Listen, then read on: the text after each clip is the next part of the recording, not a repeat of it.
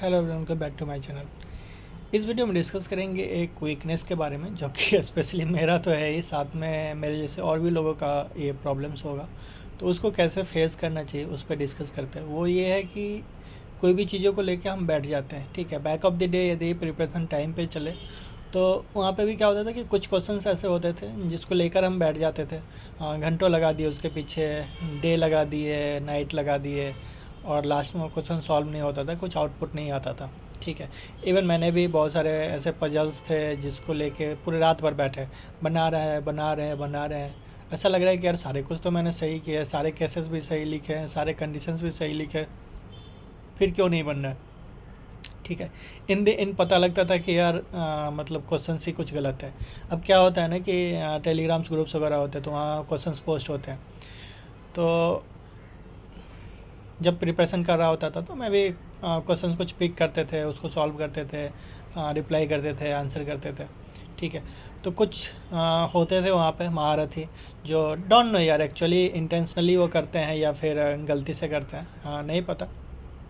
वो क्या करते हैं कि जो एग्जैक्ट सोर्स से होते हैं ना क्वेश्चंस, वो नहीं उठा के वो कॉपी करेंगे और बीच के एक लाइन या तो गायब कर देंगे इंटेंशनली या फिर गलती से हो जाता हो, जो व्हाट्सएवर। अब क्या होता है कि अब पूरा आपको सही लग रहा है, बीच से एक लाइन उन्होंने गायब कर दी मान लो, उसके कारण वो क्वेश्चन सॉल्व नहीं हो रहा है और होगा भी नहीं। यदि मान लो कोई एक लाइन आपने गायब कर दी और उसकी इम्पोर्टेंस है ऑफ कोर्स, तो क्वेश्चन सॉल्व नहीं होगा। अब आपको क्या लग रहा है कि यार सही है, आप करते जा रहे हो, नहीं होगा वो सॉल्व। तो इसीलिए जो भी लोग एस्पिरेंट्स है अभी तैयारी कर रहे हैं तो उनके लिए एक एडवाइस है कि आप जब भी ऐसा कुछ क्वेश्चंस होता है ना तो आप उसको स्किप करिए, आगे बढ़िए, ठीक है।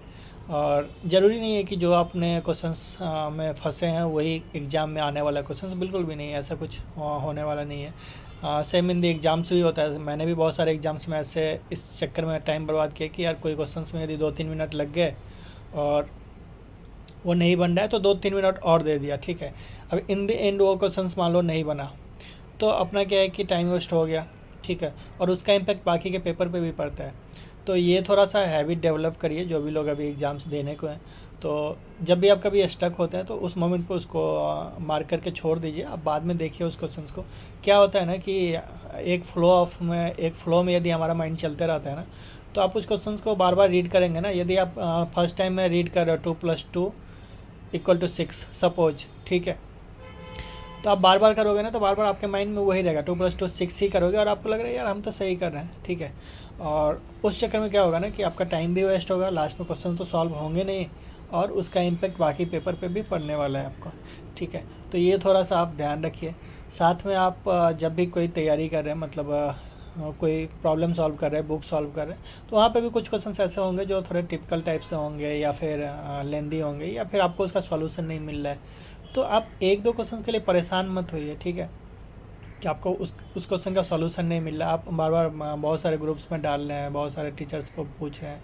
तो देखो ये नहीं है कि वही क्वेश्चन एग्जाम्स में आने को है। ऑफकोर्स आप ट्राई करिए, लेकिन ये है कि हाँ मार्क करके रख लीजिए। जब आपको लगता है कि यार फ्री टाइम है आपके पास या ये है तो आप उसमें सॉल्व करिए। ऐसा नहीं है कि आप एक दो क्वेश्चंस के पीछे अपना बाकी का टाइम बर्बाद कर दिए, बाकी का टाइम वेस्ट कर दिए, तो ऐसा बिल्कुल भी मत करिए, ठीक है। बहुत सारे टीचर्स भी मेरे से परेशान होते थे इस कारण से कि मैं सवाल ज़्यादा पूछता था, क्वेश्चन ज़्यादा करता था, ठीक है।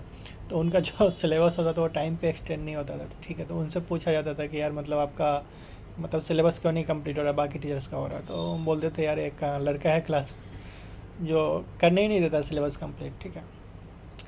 तो टाइप ऑफ ऐसे ही हाँ इंटरेस्टिंग बताया मैंने, याद आ गया तो, ठीक है। तो ये थोड़ा सा मेरा था बैड हैबिट, ये इसको बोलेंगे, ठीक है, वीकनेस ही बोलेंगे हाँ, कि आप किसी भी चीज़ को पकड़ के मत बैठिए।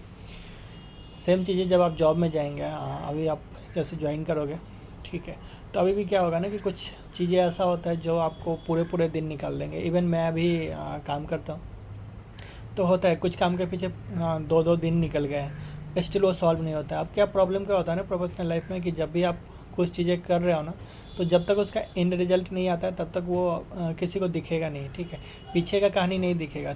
सपोज मान लो आप किसी का केवाईसी करना है तो सामने से सुनने में बहुत सिंपल लग रहा है कि यार केवाईसी करना है, आधार कार्ड पैन कार्ड लेना है, कर देना है, ठीक है। लेकिन ना जब आप करने जाओगे सिस्टम तब आपको पता लगेगा कि केवाईसी के लिए ज़रूरी नहीं है कि सिर्फ आधार पैन से आप सबमिट कर दिए हो गया।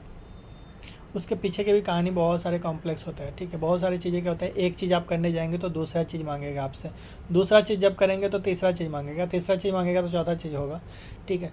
तो ऐसे करते करते वो आपको एक लूप होल में होगा। तो इसमें अभी भी मेरे होते हैं, क्योंकि मेरा ये वीकनेस है, जल्दी से ये नहीं हो रहा है, ठीक है। ट्राई करता हूँ मैं भी, लेकिन क्या है कि इसके पीछे टाइम वेस्ट होता है, तो मेरे 2 दिन 3 दिन निकल जाते हैं। अभी भी एक काम है ऐसा जो पेंडिंग है, वो 2.5 दिन हो गए उसके पीछे, ठीक है।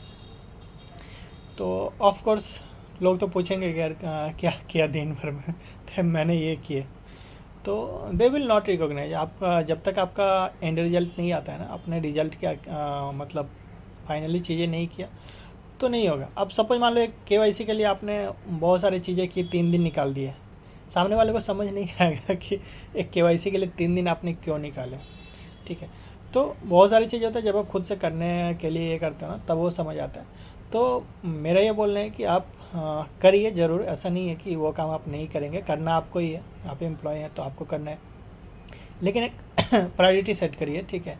एक प्रायोरिटी होना चाहिए कि जो चीज़ें आपका लग रहा है कि थोड़ा ज़्यादा टाइम टेकिंग है तो आप उसको थोड़ा साइड रखिए।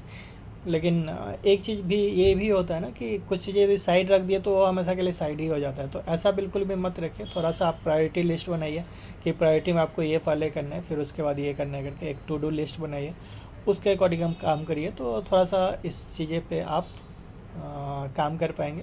और थोड़ा सा मूव ऑन वाला टेंडेंसी रखिए कि कुछ भी चीज़ें होता है तो उसको पकड़ के नहीं बैठना है, मूव ऑन करना है, ठीक है। और मैं खुद भी वर्क कर रहा हूँ इस पर, तो आप भी करिए, ठीक है।